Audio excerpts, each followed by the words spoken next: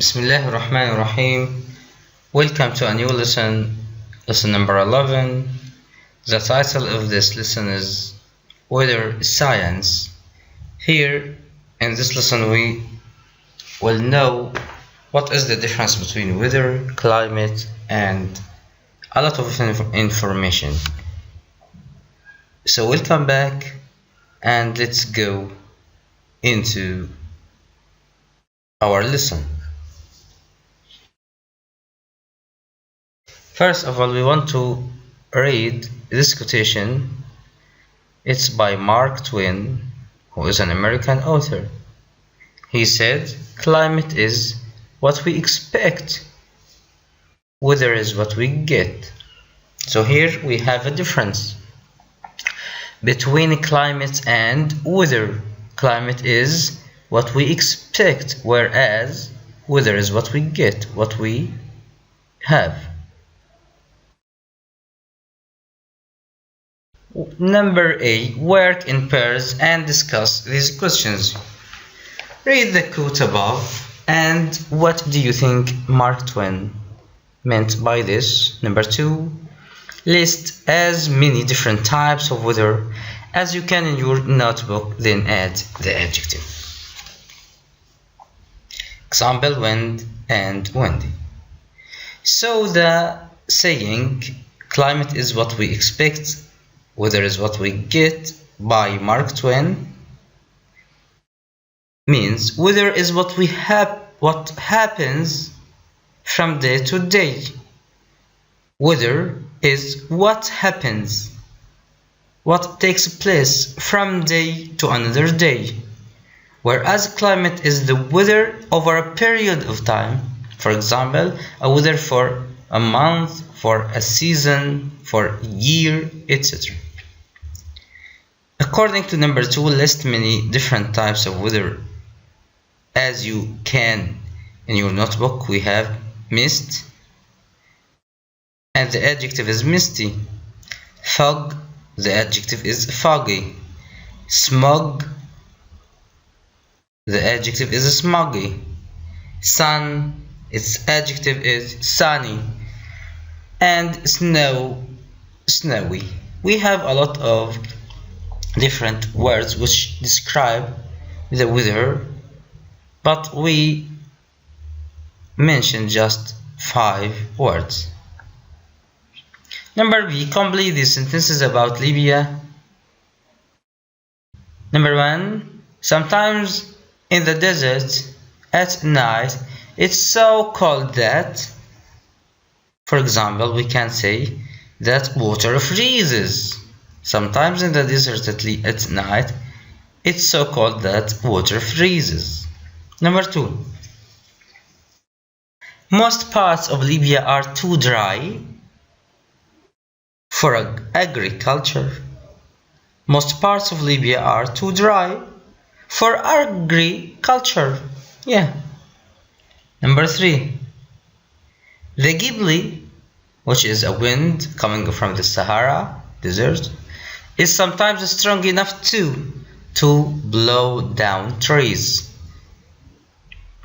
Here we can see the answers, and we have other answers, other possible answers. Number 1, sometimes in the desert at night it's so cold that frost forms on the ground. We can see it. People living in the desert need very warm blankets. Water freezes. We have 3 answers, possible answers.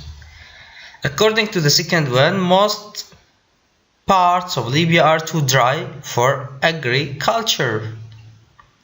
We can say to grow orange trees, to grow orange trees, to grow apple trees, etc. Number 3, the Ghibli, a wind coming from the Sahara, is sometimes strong enough to blow down trees, to cause damage to buildings sometimes. And we can say it's sometimes strong enough to sink fishing boats. Now, my dear students, look at the diagrams. We have number 1 and number 2 diagram, A and B. Work in pairs. Look at the diagram below. Student number A using diagram number A, describe how sea breezes are formed. Example, during the day. And student number B, the other students using diagram number B, describe how land breezes are formed. Example, at night. Yeah. Now I am going to describe the breezes. We will describe here the land breezes and the sea breezes. So here in the first one, it's day. So during the day, the land becomes warm. Why, my dear students? Because of the sun. So during the day, the land becomes warm because of the sun. And after that, the warm air rises in the air. Yes, the warm air rises up. Then, when the warm air is up, it becomes cool. So the warm air cools. Then, after being cool, it gets down. Cool air falls. Then the sea breeze becomes or happens. If we look at the second diagram, here we are at night. And at night, as you all know, the land is cold or cool, let's say. Now, according to the second one, at night the land, cools. So the air which is above the land is also cool. When it passes on the sea or over the surface of the sea, it becomes warm. Why? Because at night we have warm sea. When it becomes warmer, the warm air rises up and up. Then after that, it passes to the or above the land. Then it becomes cool.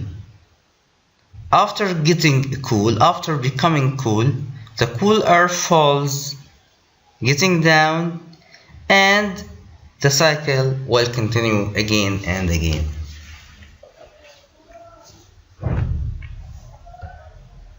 Work number D, work in pairs.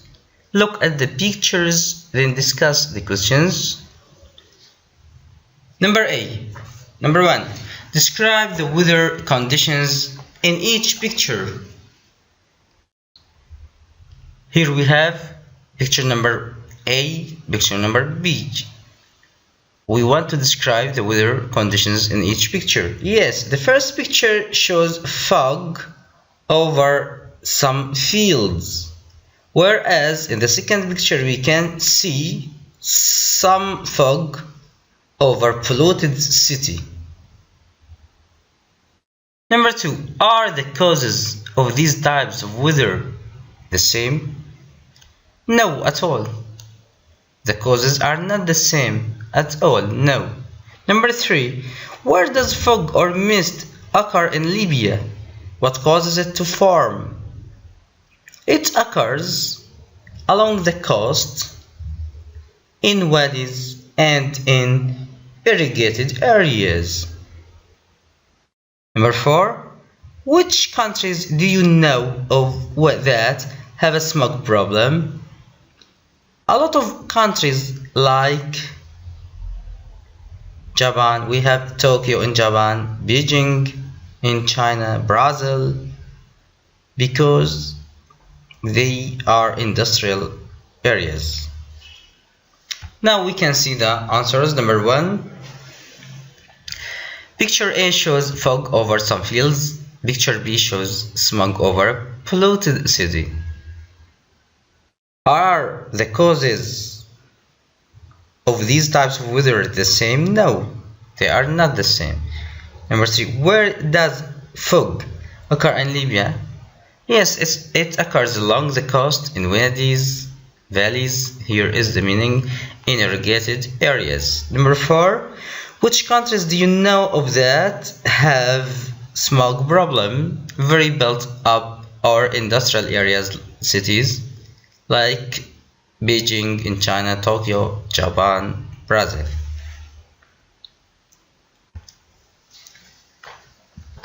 Let's move to the workbook. Exercise number 1A.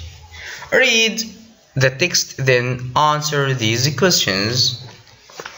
Which is thicker, fog or mist? What does smog consist of? So, at first we have to read. Fog consists of tiny droplets of water in the air close to the ground. These drops form when moist air containing a lot of water vapor is suddenly cooled. Cool air can't hold as much water vapor as warm air, and so the water vapor in the air condenses. Thin fog, in which the visibility is greater than 1 kilometer, is known as mist. Fog which contains smoke and pollution is known as smog. Let's come back to the two questions. Number 1. Which is thicker, fog or mist? Yes, fog. Excellent. Fog is thicker than mist. Number 2. What does smog consist of? Smog consists of smoke and pollution. Smoke and pollution. Yes. Here are the answers.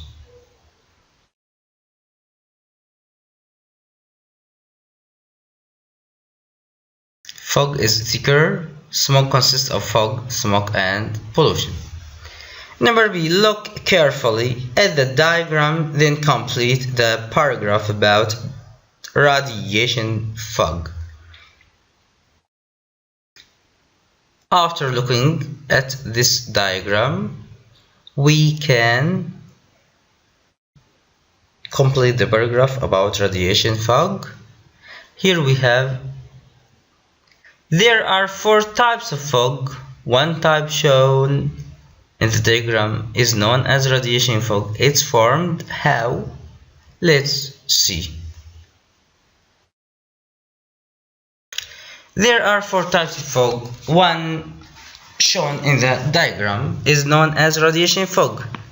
How is it formed? It's formed during the night when heat radiates from the land.